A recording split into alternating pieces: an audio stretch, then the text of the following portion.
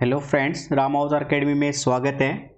हमारी NDA mathematics की series चल रही थी और एप्लीकेशन ऑफ डेरिवेटिव के बेसिक क्लासेस के साथ 100 तक हमारे प्रैक्टिस क्वेश्चन हो गए थे हमारे, है ना। आज की क्लास में हम अपने नेक्स्ट 15 क्वेश्चन देखने वाले हैं। तो पहला क्वेश्चन आता है 105 यानी 101 वाला। रीड कीजिए आप इसको एक बार। क्वेश्चन को देखिए क्या बोला गया है। Length of longest interval, longest interval के लिए बोला गया आपको इस फंक्शन के लिए जिसके लिए इंक्रीजिंग हो। तो भाई 3 sin x फंक्शन दे रखा है आपको, 3 sin x माइनस का 4 sin क्यूब x, ठीक है। 3 sin x माइनस का 4 sin क्यूब x। आपको पता होगा कि ये sin 3x की आइडेंटिटी है, यानी फंक्शन sin 3x बन गया। और इंक्रीजिंग के लिए आपको पता है ना भाई, साइन फंक्शन पहले और दोनों कोऑर्डिनेट में पॉजिटिव होता है, यहाँ पर भी पॉजिटिव यहाँ पर भी पॉजिटिव। यानी अगर साइन थीटा की बात करें तो उसके लिए इंटरवल क्या होगा, 0 से पाई का होगा। मतलब कितना होगा, पाई रेंज तक हो जाएगा। तो अगर मैं यहाँ पे x की यानी थीटा की जगह x रख लूँ तो साइन x के लिए पाई इंटरवल है। कंपेयर करोगे तो 3x के लिए पाई इंटरवल है, तो x के लिए कितना आएगा, पाई/3। तो पाई/3 इंटरवल हो जाएगा मैक्सिमम लॉन्गेस्ट इंटरवल मतलब। तो ऑप्शन ए से चलेंगे हम इसमें, ठीक है। चलिए नेक्स्ट क्वेश्चन की तरफ बढ़ते हैं। आसान और थोड़े से फंडामेंटल क्वेश्चन आते हैं भाई, आपको घबराने की जरूरत नहीं है। आप बस क्वेश्चन को प्रोसीड करते रहिए, ठीक है। आपको अपने आप आंसर मिल जाएगा। What is the maximum value of the function, ठीक है भाई। ये फंक्शन है, यहाँ पे थोड़ा सा प्रिंटिंग मिस्टेक हो गया। ये फंक्शन दे दिया, मैक्सिमम वैल्यू पूछ रहा है इसकी 4 sin स्क्वायर x + 1 की। साइन एक्स का आपको पता है मैक्सिमम वैल्यू कितनी रख सकता है, +1 रख सकता है। तो बस साइन एक्स की जगह पे +1 रख देंगे हम फंक्शन के लिए। भाई फंक्शन है आपके पास, ये था 4 sin square x + 1, 4 sin square x + 1। आपको पता है साइन एक्स मैक्सिमम 1 हो सकता है, तो 1 रख दीजिए। सिंप्लीफाई करोगे तो कितना आएगा, 5। यानी फंक्शन की मैक्सिमम वैल्यू 5 बन सकती है। तो 5 यानी ऑप्शन ए से चलेंगे फिर हम इसमें, ठीक है। 103 पे आ जाइए। फंक्शन दे दिया आपको, विच one of the following is correct. आपको इंक्रीजिंग डिक्रीजिंग फ्लक्चुएशंस देखना है भाई, इंक्रीज करेगा डिक्रीज करेगा। और इंटरवल क्या है, 0 से 1 के लिए बोल रखा है उसने। तो देखिए सिंप्लीफिकेशन करेंगे इसकी। बेसिक अपने उसी मेथड से चलेंगे भैया ना, जो हम अभी तक करते आ रहे थे। फंक्शन एफ एक्स है आपके पास, x प्लस में 1/x, और उसने कहा है x बिलोंग करता है इंटरवल 0 से 1 के लिए।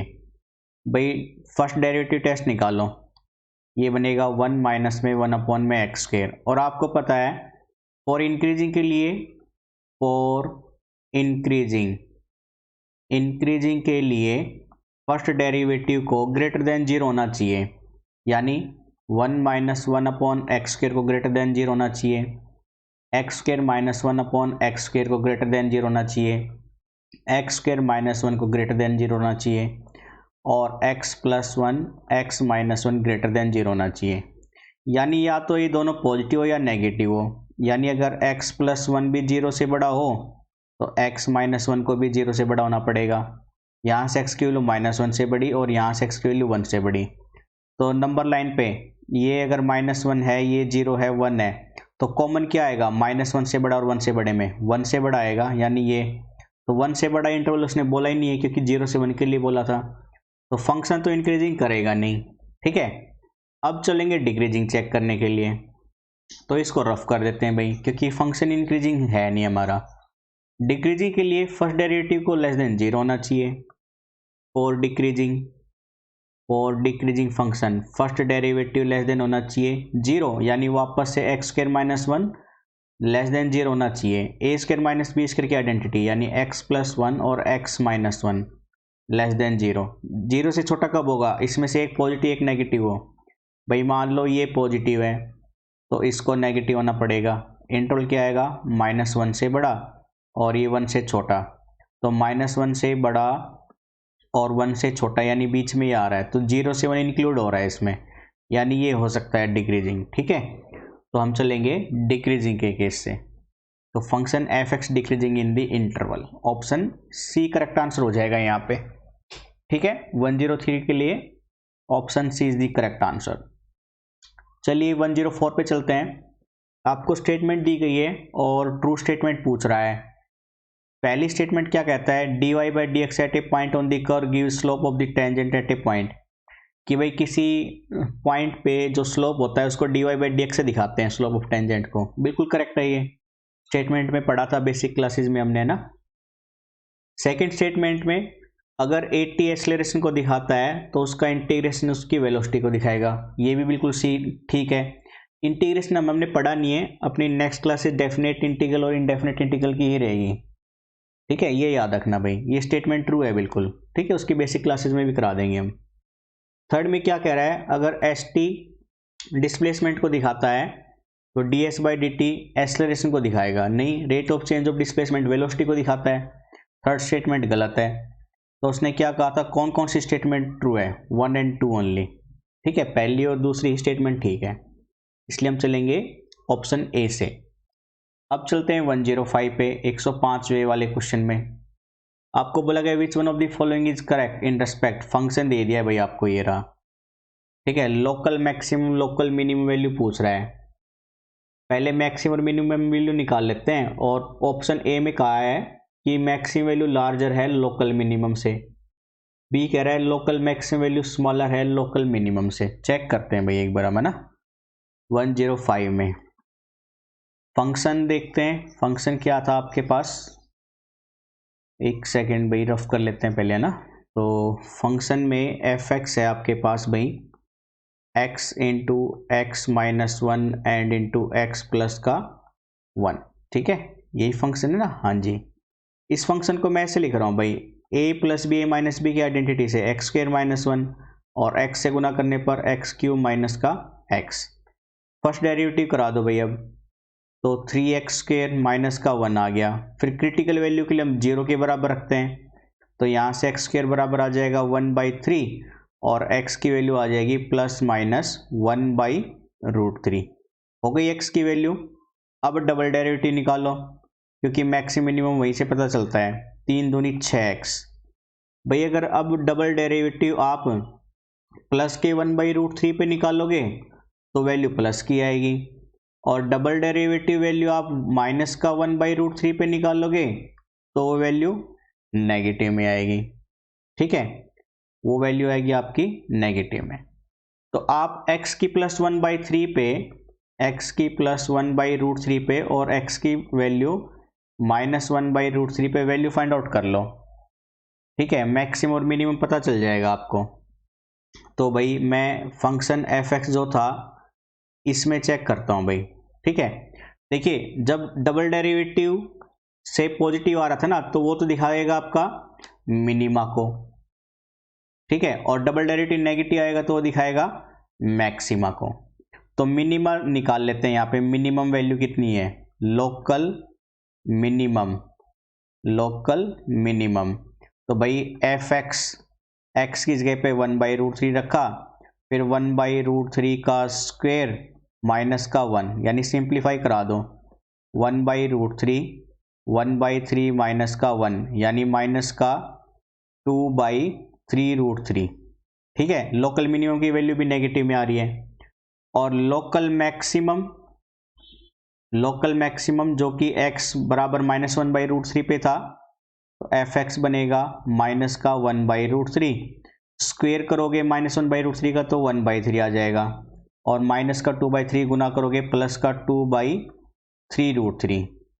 तो आपने देखा है लोकल मैक्सिमा है माइनस के 1/√3 पे, और मैक्सिमम वैल्यू रखता है लोकल मिनिमा से, ठीक है। तो local maximum value is larger than the local minimum value, option A correct है यहाँ पे बिल्कुल, ठीक है। चलिए नेक्स्ट क्वेश्चन की तरफ बढ़ते हैं। 106 में maximum value of log x by x is at, मतलब आपसे कह रहा है x की किस वैल्यू के लिए मैक्सिमम वैल्यू रहेगी, ठीक है। तो देखते हैं इसमें क्या करेंगे हम, वापस से फर्स्ट डेरिवेटिव निकाल कर उसको 0 के बराबर रख देंगे और x की वैल्यू फाइंड आउट कर लेंगे। हर क्वेश्चन में ये तो करते आ रहे हैं हम, मैक्सिमम और मिनिमा के बेसिस के क्वेश्चन काफ़ी आसान ही होते हैं, ठीक है भाई, आपको घबराने की जरूरत नहीं है। तो फंक्शन है आपके पास, फंक्शन एफ एक्स है, log x अपॉन में एक्स, भाई डेरिवेटिव निकाल दो, u बाई वी यानी नीचे वाले का स्क्वायर, नीचे वाली वैल्यू ऐसे कैसी, log x का differentiation 1 by x minus log x ऐसे कैसा, x का डिफरेंशिएशन 1, सिंप्लीफाई किया तो 1 माइनस में log x अपॉन में एक्स स्क्वायर। फिर क्रिटिकल वैल्यू मतलब फॉर मैक्सिमा और minima, for maxima and minima हमें पता है फर्स्ट डेरिवेटिव को इक्वल टू 0 रखते हैं, इसलिए भाई 1 माइनस log x अपॉन में एक्स स्क्वायर बराबर 0, क्रॉस मल्टीप्लाई करने पर 1 माइनस log x बराबर 0 और माइनस log x बराबर -1, माइनस से माइनस कैंसिल, log x बराबर में 1 और x की वैल्यू e की पावर 1 यानी e, तो x बराबर e पे फंक्शन मैक्सिमम रहेगा हमारा, ठीक है, x बराबर में e पर, यानी ऑप्शन ए से चलेंगे फिर हम। ओके, अब चलते हैं 107 पे। 107 में आपको मैचिंग करनी है कि फंक्शन दे दिया है लेफ्ट हैंड साइड में, मैक्सिमम वैल्यू दे दी है राइट हैंड साइड में, sign x plus cos x. देखिए चारों के चारों है ना, चारों के चारों आपके इस फॉर्म में है, मैं लिख रहा हूं फंक्शन जो है चारों के चारों इस फॉर्म में भाई, a साइन एक्स प्लस का b कोस एक्स। और मैंने बेसिक क्लासेज में आपको बताया था मैक्सिमम वैल्यू के लिए ऐसे फंक्शन में किसके बराबर होती है, ए स्क्वायर प्लस बी स्क्वायर के स्क्वायर रूट के बराबर होती है मैक्सिमम वैल्यू। यानी यहाँ पे अगर आप इसका चेक करोगे ना तो ए भी 1 है बी भी 1 है, तो 1 का स्क्वायर प्लस 1 का स्क्वायर रूट कितना बन जाएगा, √2, तो ये तो मैच हो जाएगा 2 से, ठीक है। फिर बी वाले में ए 3 है बी 4 है, तो 3 का स्क्वायर प्लस में 4 का स्क्वायर, 4 चौक 16 9 25 और ये आ जाएगा 5, यानी बी मैच करेगा 3 से। इसमें A2 है B1 है, तो भाई A2 का स्क्वायर 4, 1 का स्क्वायर 1 यानी ये बनेगा √5, तो ये मैच करेगा 4 से। और इसमें 1 और 3 है की वैल्यू, तो 1 का स्क्वायर 1, 3 का स्क्वायर 9 और इनका स्क्वायर रूट बनेगा √10। तो ये है ऑप्शन 1 से, मतलब फर्स्ट से मैच करेगा। तो देखिए A2 से B3 से और C4 से D1 से, ऐसा ऑप्शन बी से मैच हो रहा है, तो ऑप्शन बी आपका करेक्ट आंसर बन जाएगा यहाँ पे भाई, ठीक है। चलिए नेक्स्ट क्वेश्चन की तरफ बढ़ते हैं अब हम अपने। आसान ही क्वेश्चन है सारे के सारे। 108 पे आ जाओ। 108 पे आपको बोला गया एक सिलेंड्रिकल जार है विदाउट लिड, यानी उसके ऊपर कवर नहीं है, has to be constructed using a given surface area of metal sheet, एक मेटल शीट से बनाया गया है। Capacity of jar is to be maximum, maximum capacity रखना चाहता है। Then the diameter of the jar must be k, और diameter जो है वो के टाइम्स है हाइट का। भाई देखो आपको ऐसे कहा गया है कि एक सिलेंड्रिकल बर्तन बनाना है आपको, सिलेंड्रिकल बर्तन जार, ठीक है, कुछ ऐसे। भाई मान लीजिए ये है आपका वो सिलेंड्रिकल सरफेस वाला जार, बर्तन मतलब जिसमें अचार का रखा गया है या कोई भी खाने की सामग्री या नॉन ईटेबल सब्सटेंसेस रखे गए हैं, ऐसे एक जार है। इसमें बोला गया है कि जो डायमीटर है ना भाई, डायमीटर वो के टाइम्स है किसके, के times the height of the jar, height of the jar, ठीक है, ये गिवन है आपको। और आपको बोला गया है स्टार्टिंग में capacity of the jar is to be maximum, capacity maximum होनी चाहिए।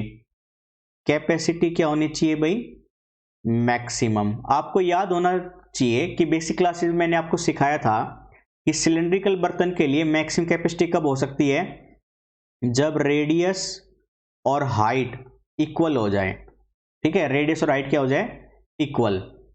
तो देखिए मैंने यहाँ पे लिखा भाई डायमीटर को मैं ऐसे लिख सकता हूँ 2 गुना में रेडियस, है ना, 2 गुना में रेडियस, तो के गुना में हाइट चल रहा था पहले से, और रेडियस बराबर में हाइट है, इसलिए 2 गुना रेडियस की जगह पे हाइट आ गई, इक्वल टू में के गुना में हाइट आ गई, तो हाइट से हाइट कैंसिल, के की वैल्यू कितनी आ गई 2, और वहाँ पे क्या कहा गया था, के की वैल्यू कितनी होनी चाहिए, तो ऑप्शन बी से जाएंगे हम फिर 2 आंसर आना चाहिए 108 का। ठीक है, 109 पे आ जाओ भाई।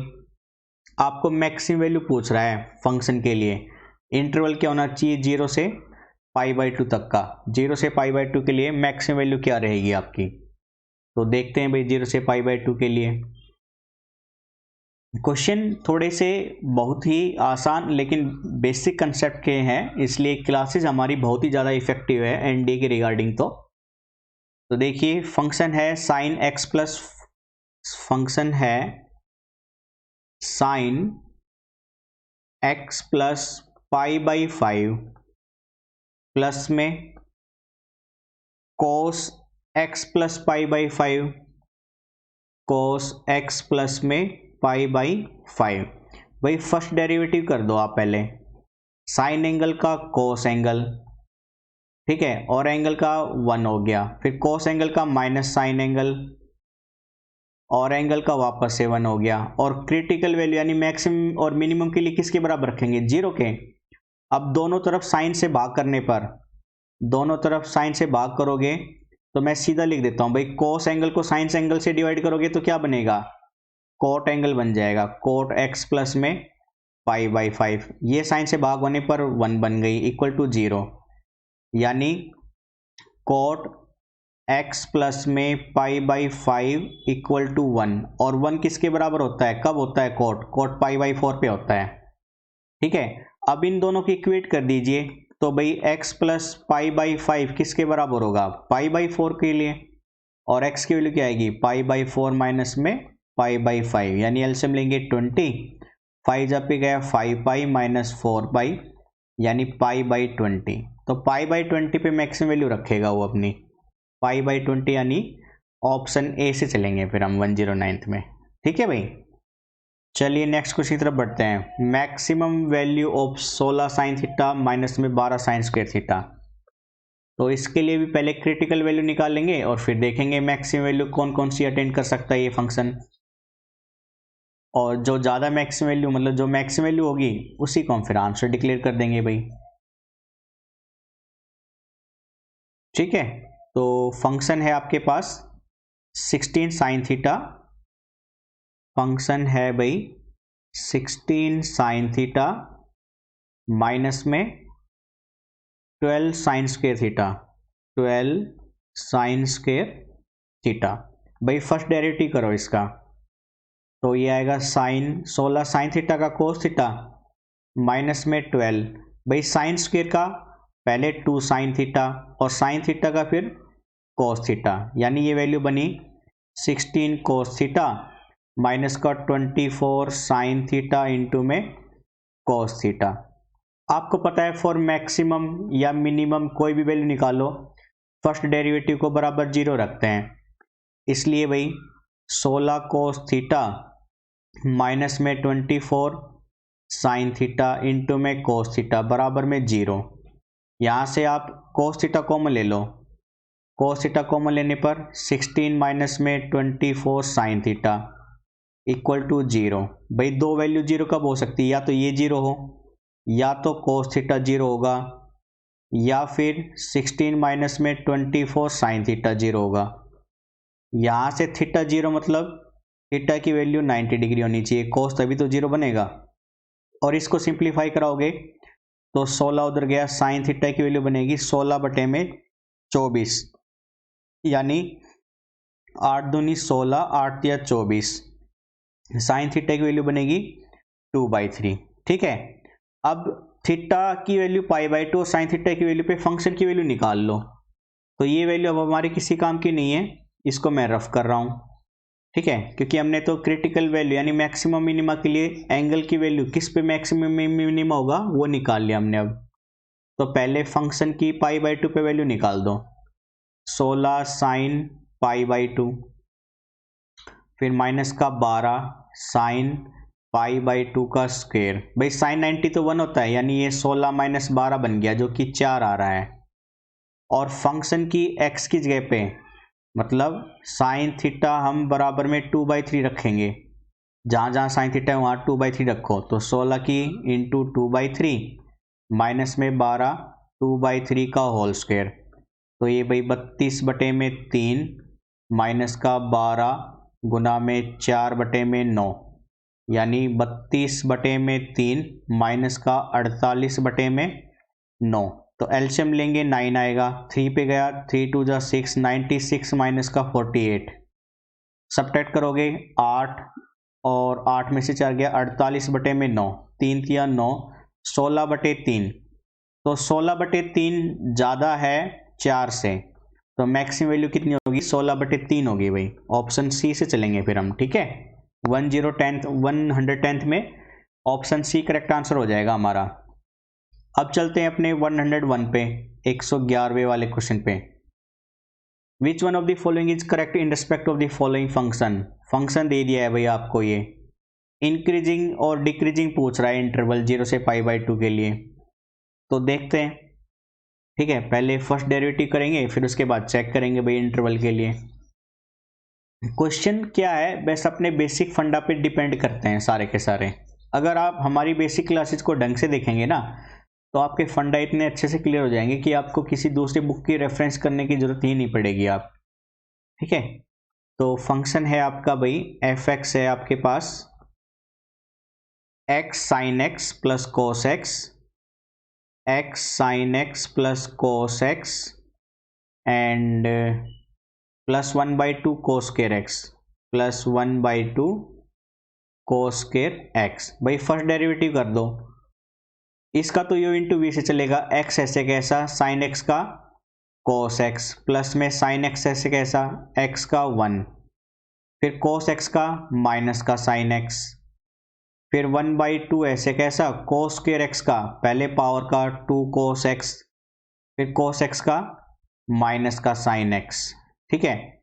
यहाँ से 2 से 2 सिम कैंसिल, यानी ये बना x cos x plus sin x minus sin x और माइनस का sin x इंटू में cos x।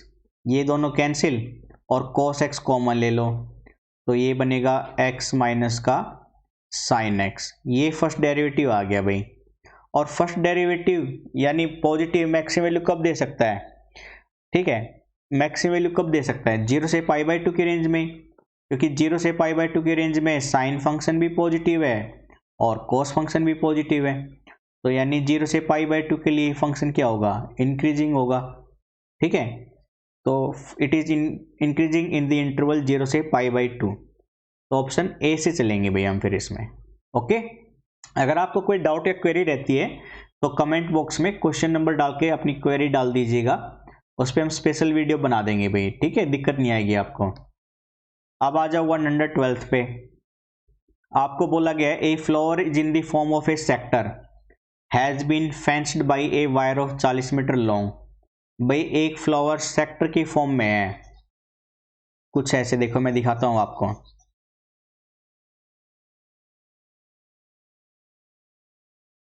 सेक्टर मतलब सर्कल के बेस पे, तो कुछ ऐसे भाई मानकर चलो, ये एक सर्कल ले लो आप, ठीक है, कुछ इस तरह से।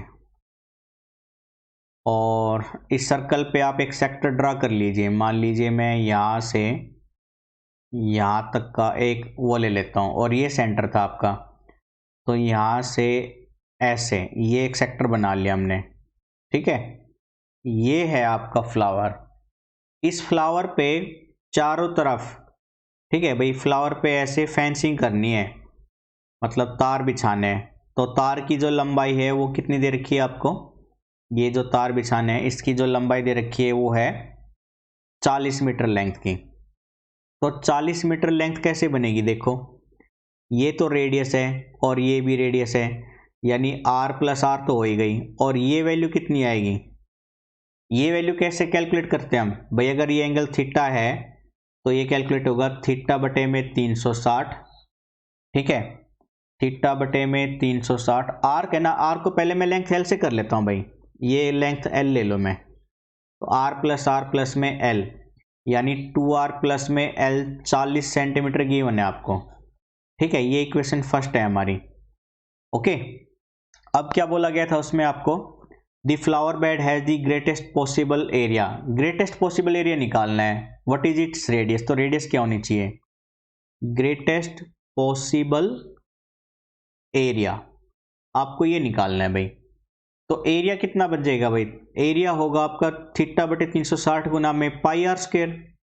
और आपको पता है ट्रिग्नोमेट्री के रूल में हमने पढ़ा था थीटा किसके बराबर होता है, एल बाई आर के। तो थीटा की वैल्यू रख दो वहां पे एरिया में, थीटा की जगह पे एल बाई आर यानी 360 इंटू में r pi r square, r से आर कैंसिल हो जाएगा। तो ये पाई बटे में 360 तो कांस्टेंट की तरह ले लेते हैं, ठीक है। और आर से एक आर कैंसिल हुआ तो आर इंटू में एल बन गया आपका, ठीक। अब मैं यहां से एल की वैल्यू ले लेता हूं, एल की वैल्यू आ जाएगी 40 माइनस में 2r, और एल की वैल्यू उस इक्वेशन में रख दो। तो ए बनेगा पाई बटे में 360 आर, एल की जगह पे 40 माइनस में 2r, यानी वैल्यू बन जाएगी भाई ये ए पाई बटे में 360 और 40r माइनस का 2r स्क्वायर, ठीक है। अब ए का डिफ्रेंशिएट कर दो आर के रेस्पेक्ट में, एरिया का रेडियस के रेस्पेक्ट में। तो पाई बटे 360 तो कांस्टेंट ही है, 40r का 40 माइनस 2r स्क्वायर का 4r, और मैक्सिमम के लिए किसके बराबर रखेंगे, 0 के। तो ये वैल्यू तो 0 बन गई, इसलिए 40 माइनस 4r बराबर में 0 और r बराबर में 40 बटे में 4, ठीक है। डिवाइड करोगे तो 10, तो r कितना आएगा, रेडियस कितनी होनी चाहिए भाई, फिर यहाँ पे 10 सेंटीमीटर होने चाहिए, ठीक है, फॉर मैक्सिमम एरिया के लिए। तो सेंटीमीटर नहीं मीटर में चल रही थी भाई, कोई बात नहीं, डायमेंशन मीटर में चल रही है हमारी सारी, ठीक है। तो ये चलेंगे हम 10 मीटर से, ऑप्शन सी से चलेंगे हम यहाँ पे, ओके। अब आ जाओ 113 पे, what is the minimum value of the function, और x 0 से 1 के बीच में है, ठीक है। फंक्शन की मिनिमम वैल्यू पूछ लिया आपसे, तो एक बार स्पेस के लिए वर्क करने के लिए रफ कर लेते हैं हम इसको, फंक्शन को फिर देखेंगे एक बार, मिनिमम वैल्यू के लिए अरेंज करेंगे, किसी तरह ना किसी तरह से कोई ना कोई वैल्यू जरूर फाइंड आउट हो जाएगी। क्वेश्चन रीड करने से ही आपके दिमाग में क्लिक करना चाहिए सॉल्यूशन कैसे करेंगे हम, ठीक है। स्टेप प्रोसीड करने के लिए आपके दिमाग का फोकस अच्छा होना चाहिए। तो मिनिमम वैल्यू निकालनी है, फंक्शन है x माइनस 1, ठीक है भाई। फंक्शन है x माइनस 1 इंटू +1 और होल पावर में 1/3 है, ठीक है। इस फंक्शन को गुना खोल लो भाई, ये बनेगा x square minus x plus का 1 होल पावर 1/3। भाई आपने क्वाड्रेटिक इक्वेशन में 10th में भी पढ़ा था, 11th में पढ़ा था, इसको अरेंज कर लो कंप्लीटिंग स्क्वायर मेथड से। यानी मैंने इसे कहा +1 और मैंने कहा 1/2 का स्क्वायर जोड़ दो, ठीक है, 1/2 का स्क्वायर जोड़ दो और 1/2 का ही स्क्वायर घटा दो, कर सकते हैं हम ऐसे। अब मैंने क्या किया, x square minus x plus 1 plus 1/4 minus का 1/4 आ गया।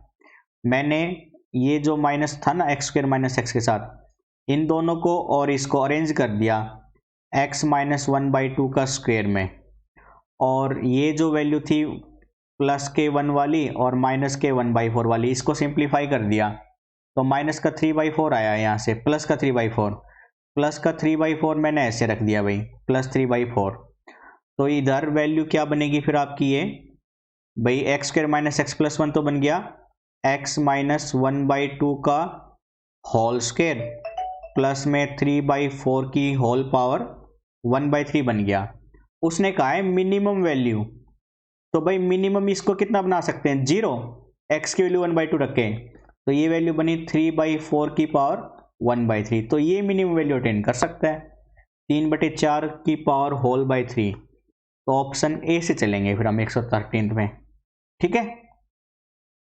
अब चलते हैं 114 पे। 114 हम आपको बाद में कराएंगे, स्किप कर दीजिए अभी, इसमें कुछ कॉन्सेप्ट हमने क्लासेस में क्लियर नहीं किए थे क्योंकि हम एप्लीकेशन ऑफ डायरेक्टिविटी के बेस पे देखना चाहते थे इसको। तो आज का लास्ट क्वेश्चन बचा है हमारा 115, 115वां, ठीक है। आप इसको एक बार रीड कीजिए इस क्वेश्चन को फटाफट। हाँ जी भाई, तो क्वेश्चन में बोला गया था आपको a given quantity of metal is to be cast into a half cylinder. एक मेटल को हाफ सिलेंडर की फॉर्म में बनाया जाता है और इस तरह से कि उसका बेस तो रेक्टेंगुलर है और एंड सेमी सर्कुलर है। तो भाई कुछ ऐसे बनेगा आपका डायग्राम। ये बेस तो हो रेक्टेंगल और वो हो एंड हो सेमी सर्कल। तो इधर बनाते हैं डायग्राम हम। ये कुछ ऐसे बनेगा। ये तो बन जाएगा आपका सेमी सर्कल वाला पहला एंड, ठीक है। और एक इधर ले लीजिए, ये बन जाएगा सेमी सर्कल वाला दूसरा एंड, ठीक है। तो थोड़ी सी लेंथ इसकी कम कर दो, ये कुछ ऐसे बनेगा फिर आपका। ये इधर ऐसे सेमी सर्कुलर एंड कुछ इस तरह से बन जाएगा, ठीक है। और रेक्टेंगुलर बेस मतलब फिर रेक्टेंगुलर बेस ऐसे बन जाएगा आपका। ये नीचे की तरफ में ये नीचे का बेस ऐसे बनेगा फिर, ठीक है। रेक्टेंगुलर हो गया ना ये ऐसे। और ऊपर की हाइट फिर ऐसे बन जाएगी, ठीक है। मैं ग्रीन से ही दिखा देता हूँ। तो ये कुछ ऐसे बन जाएगी ऐसे, ठीक है। ये बन गया आपका। और इसमें भाई रेडियस तो ये है आपकी यहाँ से यहाँ तक सेमी सर्कल वाली, मान लीजिए ये रेडियस आर है और ये बेस है, मतलब हाइट ले लो। हाइट को आप एल से लिख लो चाहे एच से लिख लो। एच से लिख देता हूँ मैं, एल तो फिर कर्व्ड सरफेस हो जाएगा, ठीक है। एच से लिख देते हैं हम। ये है आपकी हाइट सिलेंडर की, मतलब एक तरह से बेस हो गया लेंथ की तरह, ठीक है। और कंप्लीट लेंथ कितनी हो जाएगी ये भाई, 2r हो जाएगी सेमी सर्कल के एंड वाले की। तो आपको क्या बोला गया है भाई, if the total surface area is to be minimum, surface area minimum होना चाहिए। तो सरफेस एरिया कैलकुलेट करते हैं भाई। सरफेस एरिया, सरफेस एरिया भाई नीचे रेक्टेंगुलर का तो लेंथ इंटू ब्रेथ, यानी h इंटू में 2r, ठीक है। फिर सरफेस में ऊपर नीचे वाले का भी सरफेस, मतलब ये जो सेमी सर्कल है ये और ये पूरे सर्कल का एरिया पाई आर स्क्वायर होता है, हाफ का ये। और ऐसे दो सरफेस हैं तो काटोगे तो कितना बनेगा, पाई आर स्क्वायर आ जाएगा टोटल। प्लस में कर्ड सरफेस एरिया सिलेंडर का क्या होता है, कर्ड सरफेस एरिया 2 पाई आर एच होता है और हाफ का कितना हो जाएगा, पाई आर एच हो जाएगा। तो ये है टोटल सरफेस एरिया आपके पास, ठीक है। फिर क्या बोला गया उसने, then the ratio of the height of the half cylinder, half cylinder की height to the diameter of the semicircle. भाई उसने आपसे पूछ लिया हाइट और डायमीटर यानी 2r, इसका रेशियो पूछ लिया आपसे, ठीक है। तो भाई बेसिकली वॉल्यूम क्या बनेगा, वॉल्यूम होता है पूरे सर्कल का सिलेंडर का पाई आर स्क्वायर एच, लेकिन हमारे पास तो हाफ सिलेंडर है तो half pi r square h चलेगा। यहाँ से अगर मैं एच की वैल्यू निकाल लूँ वॉल्यूम के रेस्पेक्ट में तो वो बनेगी 2v अपॉन में पाई आर स्क्वायर। एच की वैल्यू ये बनेगी और एच की वैल्यू ये उठा के मैंने इक्वेशन में रख दी। तो सरफेस एरिया बनेगा आपका भाई एच की जगह पे 2v अपॉन में पाई आर स्क्वायर रखने पर गुना में 2r, प्लस में पाई आर स्क्वायर ऐसे कैसा, पाई आर एच की जगह पे 2 वॉल्यूम पाई आर स्क्वायर रखने पर। सिंप्लीफाई करोगे तो सरफेस एरिया बन जाएगा भाई यहाँ से ये 2 दूनी 4v, आर नीचे काटोगे तो पाई, ठीक है। आर नीचे काटेगा तो ये बनेगा पाई आर, प्लस में पाई आर स्क्वायर ऐसे कैसा, प्लस में भाई पाई से पाई आर से आर कैंसिल यानी 2v अपॉन में आर। अब मैं सरफेस एरिया को डेरिवेटिव कर देता हूँ रेडियस के रेस्पेक्ट में ही। तो भाई ऊपर 4v अपॉन में पाई तो कांस्टेंट था, 1 अपॉन आर का क्या बन जाएगा, माइनस का 1 अपॉन में आर स्क्वायर, प्लस में 2 पाई आर स्क्वायर का क्या बन जाएगा, 2 पाई आर बन जाएगा, प्लस में 2v अपॉन आर का क्या बनेगा, माइनस का 2v अपॉन में आर स्क्वायर, ठीक है। हो गया। अब जो वैल्यू होती जा रही है उसको रफ करते हुए चलेंगे। भाई ये वैल्यू मैं रफ कर देता हूँ अब, क्योंकि ये किसी काम की नहीं बची हमारी अब। तो भाई ऊपर अब बनेगा मेरे पास कि डी बाई डी टी और D by D R of surface area, ये बना है भाई हमारा माइनस का 4v अपॉन में पाई आर स्क्वायर, प्लस में 2 पाई आर माइनस का 2v अपॉन में आर स्क्वायर। ओके, अब वॉल्यूम की वैल्यू वापस से रख दो, नीचे मैं रफ कर लेता, ये हटा देता हूँ, और भाई वॉल्यूम की वैल्यू वापस रख दो। ठीक है, वॉल्यूम की वैल्यू आपके पास ये थी, तो v की वैल्यू रखेंगे वापस से, तो -4/πr², v की जगह पे 1/2πr² इंटू मैच, प्लस में 2πr, माइनस का 2/r², v की जगह पे 1/2πr²h। ठीक है, तो भाई सिंप्लीफाई करेंगे, 2 से 2 काटेगा ऊपर तो माइनस का 2, πr² से πr² कैंसिल, इंटू में h। ठीक है, यानी माइनस का 2h आ गया, प्लस का 2πr, और इधर r² से काटेगा, 2 से 2 पे काटेगा, माइनस का πh आ गया भाई यहाँ पे। और मैक्सिमा मिनिमा के लिए आपको पता है किसके बराबर रखेंगे, 0 के, यानी ये पूरी इक्वेशन 0 के बराबर हो गई। तो अब क्या करना है, इन दोनों में देखो, ठीक है, h कॉमन आ रहा है, तो ये बनेगा माइनस h कॉमन ले लो, तो 2 प्लस का पाई बन गया, और 2πr जो है इसको बराबर उधर ले जाओ, तो माइनस का 2πr, माइनस से माइनस कैंसिल। ठीक है, अब मैंने क्या किया, मेरे को तो h/2r का वैल्यू चाहिए था ना, h को इधर ही रखा, और ये 2 इंटू आर को मैं इधर लेके आऊँगा तो बटे में आएगा, उधर बच्चा π/2 प्लस पाई। ठीक है, यानी हाइट और डायमीटर का रेशियो, हाइट अपॉन में डायमीटर का रेशियो कितना आ रहा है, π/π+2, π/π+2, तो π/π+2 ऑप्शन ए से चलेंगे हम। ठीक है, तो ये थे आपके एप्लीकेशन ऑफ डेरिवेटिव के टोटल प्रैक्टिस क्वेश्चन, अब तक जितने भी क्वेश्चन आए हुए हैं पिछले 10-15 साल से, जो आपको हेल्प करेगा देखने में कि किस तरह के क्वेश्चन आपको प्रैक्टिस करने चाहिए एग्जाम पॉइंट ऑफ व्यू से। तो कल की क्लासेस हमारी अपनी डेफिनेट इंटीग्रल या इनडेफिनेट इंटीग्रल से स्टार्ट करेंगे, कैलकुलस के ही टॉपिक पे। आई होप आप लोगों को क्लास काफ़ी अच्छी लग रही होगी, तो प्लीज़ सेशन को लाइक एंड शेयर करना ना भूलिएगा, और अपने दोस्तों के साथ ज़रूर शेयर कीजिएगा। ठीक है, तो सेशन को यहीं पे रखते हैं बच्चों आज। Thank you, bye bye, take care.